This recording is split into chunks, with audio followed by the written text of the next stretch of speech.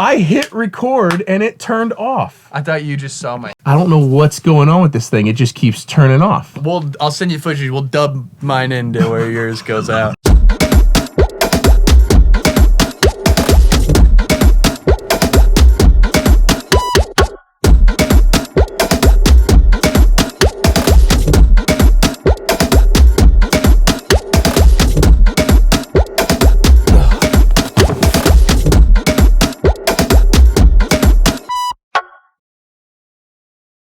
Ten years ago, I posted my first video here on this channel on YouTube. Now, I had no idea what I was doing. The videos got zero traction whatsoever. I was just looking at it as a place to just put videos that I wanted to access later from the internet. 2 years later, 8 years ago, I put up my first video that I was trying real hard on, and that was the Third Power Citizen Game CSR 40 video.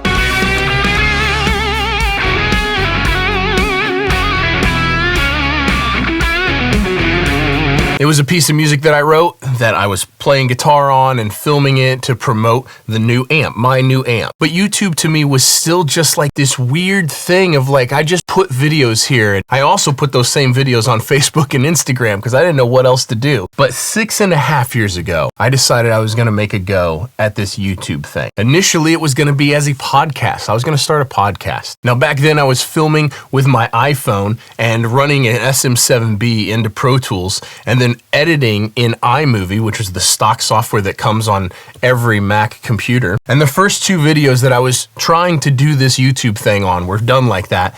But what I didn't realize is that the time code on these phones is real bad. It was way worse back then. And so at the end of a 30-minute podcast, the video and the audio would be multiple seconds off from each other. And I had to, every 2 or 3 minutes of video, I had to cut the video and cut the audio and nudge them back together. Now, I've always been super interested in photography, but back then only to the point where I bought the newest iPhone every time it came out because it had a little bit better camera each time and I wanted to take better pictures, but I had never owned a real camera. But once this editing problem started happening and I was trying to make videos every week, I realized that it was probably time to get a real camera because this was not sustainable. Now, in looking for what the best camera was gonna be to start this YouTube thing, I started looking online at camera reviews on YouTube. And on there, I found Peter McKinnon, Casey Neistat, Maddie Hapoya, and a whole bunch more people. And I was just blown away by the fact that their videos were so cool. They were telling such cool stories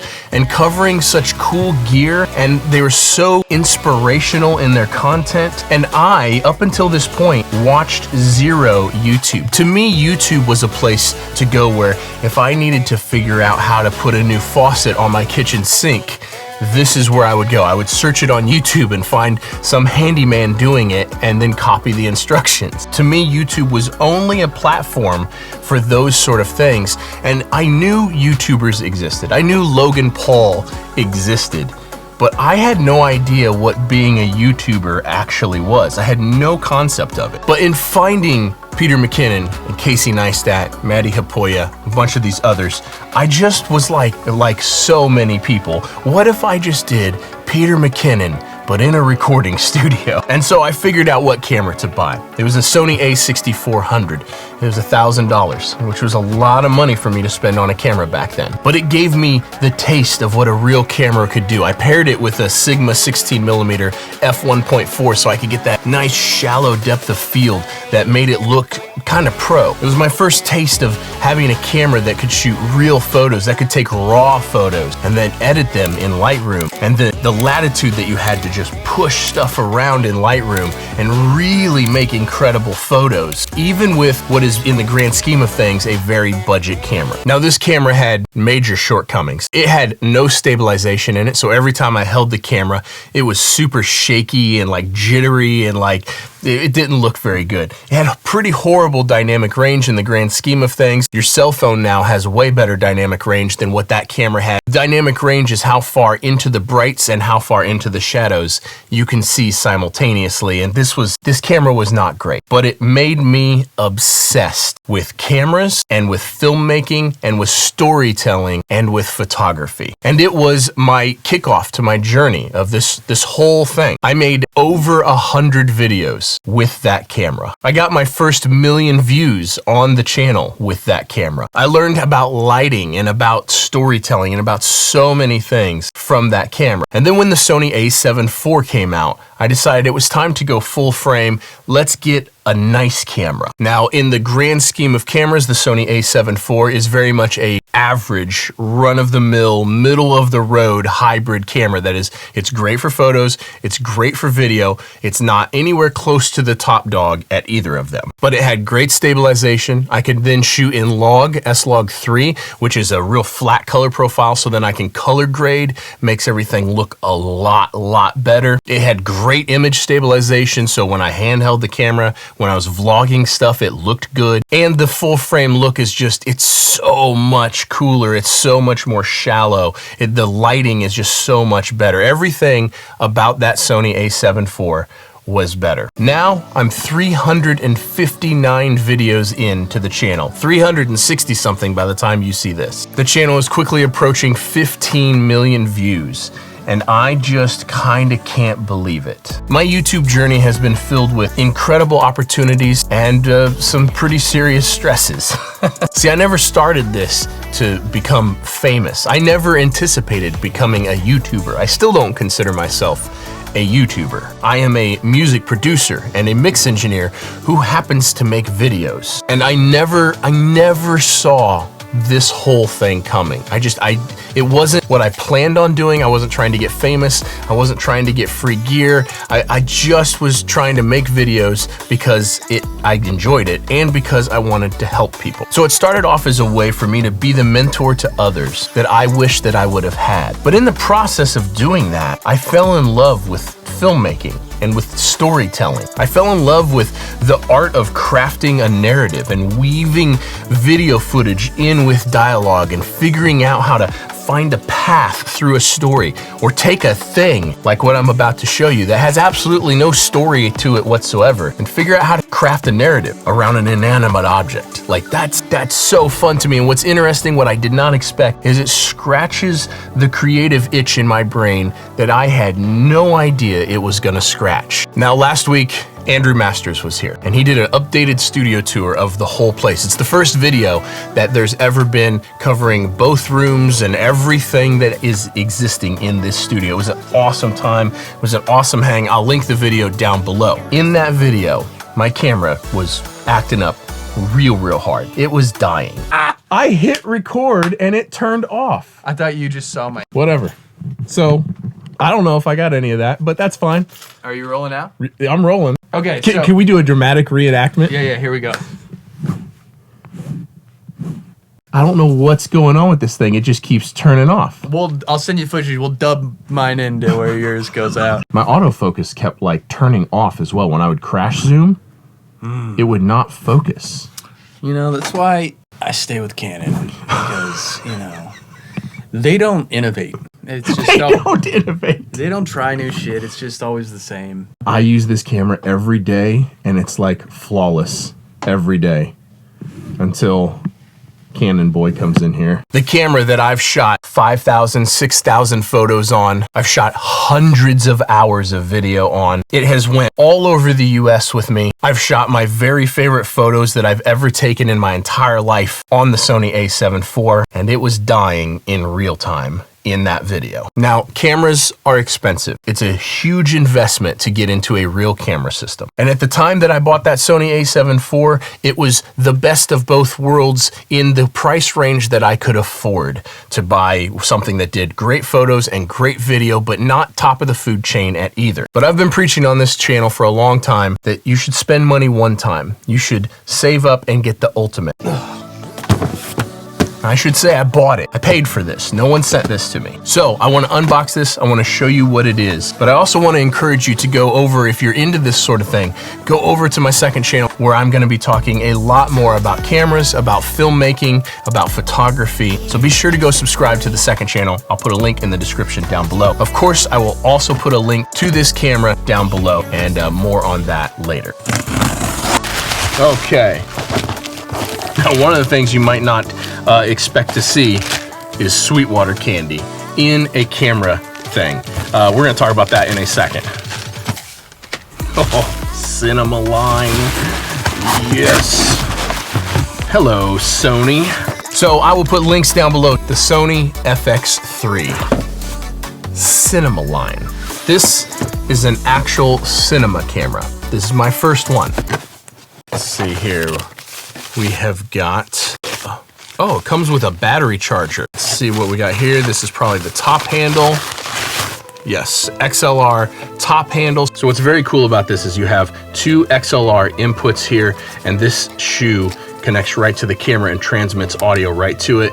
And then there is your whole preamp section. So that way you can control everything, run real microphones right here on the camera. This is gonna be the camera itself.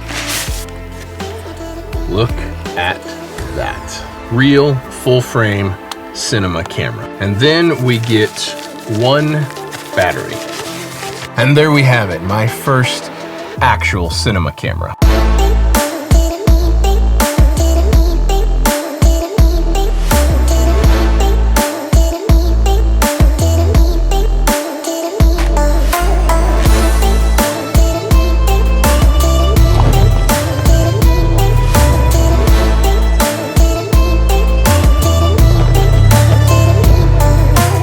So here it is in all of its glory.